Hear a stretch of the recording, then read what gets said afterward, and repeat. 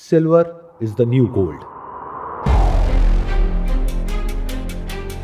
ये सिर्फ इस वीडियो का टाइटल नहीं है, बल्कि इसके पीछे मेरी कई महीनों की रिसर्च जो मैं अभी आप लोगों के साथ में शेयर करने वाला हूं।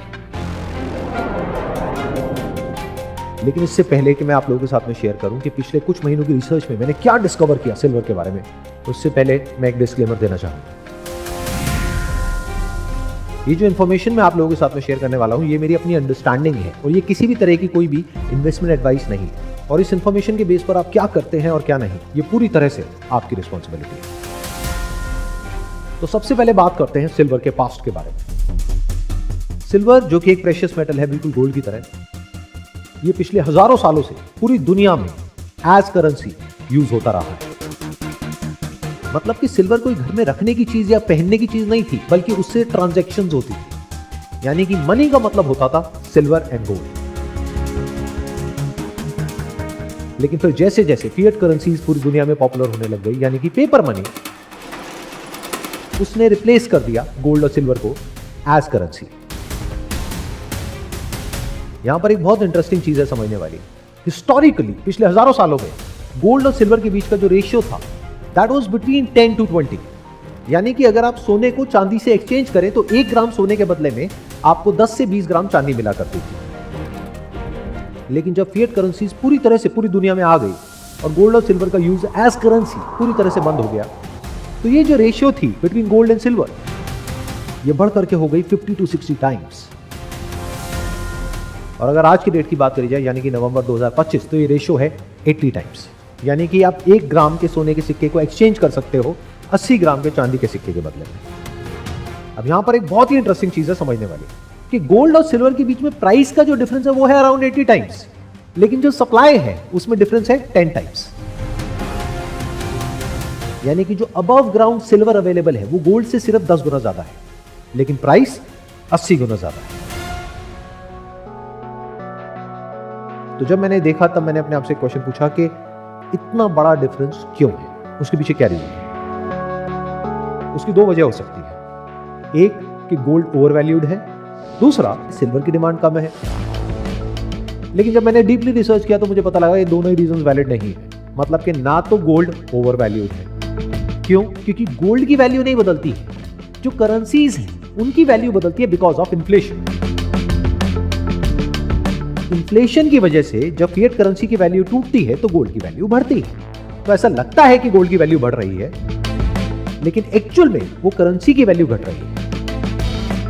तो जब गोल्ड ओवर वैल्यू नहीं है तो इसका मतलब ये है कि सिल्वर की डिमांड कम होगी गोल्ड से कंपैरेटिवली। लेकिन ये भी सच नहीं है। In fact silver is in structural deficit since last few years. इस वजह से पिछले कुछ सालों से पूरे वर्ल्ड में सिल्वर की जो डिमांड है वो सप्लाई से बहुत ज्यादा है। मतलब कि सिल्वर की डिमांड तो बहुत तेजी से बढ़ रही है, लेकिन सप्लाई कैचअप नहीं कर पा रही है। तो पिछले कुछ सालों में ऐसा क्या हो गया जो पिछले 100 सालों में नहीं हुआ? उसके पीछे रीजन ये है कि सिल्वर अब सिर्फ एक प्रेशियस मेटल नहीं है गोल्ड की तरह, बल्कि वो एक इंडस्ट्रियल मेटल है। यहां तक कि पूरी दुनिया में जो हर साल सिल्वर की माइनिंग होती है, वहां से जो सिल्वर का आउटपुट आता है और जो सिल्वर रिसाइकल होकर के मार्केट में आता है, अगर इन दोनों को भी आप कंबाइन कर दो, तब भी industrial demand is almost 67% of the total output. और ये जो इंडस्ट्रियल डिमांड है ये पिछले कुछ सालों से कम नहीं हो रही है, बल्कि बढ़ती चली जा रही है। उसके पीछे रीजन है सिल्वर की exceptional electrical and thermal conductivity, which is unlike any other cheaper metal. तो सिल्वर का यूज सिर्फ वहां तक सीमित नहीं है जहां तक कि हम लोगों के दिमाग में बैठा हुआ है। मतलब क्या? चांदी के बर्तन, चांदी की मूर्तियां, चांदी के सिक्के और चांदी के गहने। सिल्वर को हम सब जाने अनजाने अपनी लाइफ के अलग अलग एस्पेक्ट्स में यूज कर रहे हैं और हमें पता तक नहीं है। यानी कि अगर आप एक इलेक्ट्रिक व्हीकल ड्राइव कर रहे हैं तो क्या आपको पता है कि उसमें 25 से 50 ग्राम तक सिल्वर है?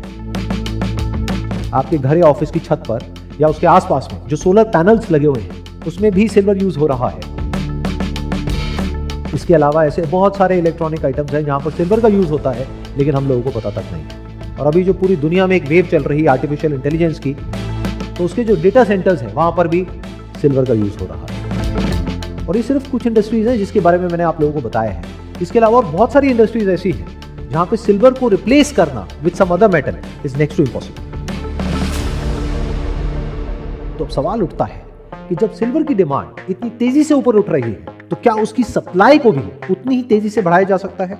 इसका जवाब है नहीं, क्योंकि सिल्वर की माइनिंग में और गोल्ड की माइनिंग में बहुत डिफरेंस है। Majority of silver that comes out of ground comes as a byproduct. इसका मतलब कि माइनिंग होती है किसी और मेटल की, फॉर एग्जांपल कॉपर की, जिंक की, और उसके साथ में सिल्वर को एक्सट्रैक्ट किया जाता है। इसके अलावा वो सिल्वर जो कि इलेक्ट्रॉनिक्स में यूज हो गया है उसको रिकवर करना इज नॉट दैट इजी। तो अगर सिल्वर की डिमांड बढ़ गई और एकदम से सप्लाई को बढ़ाना है तो ऑप्शन क्या है?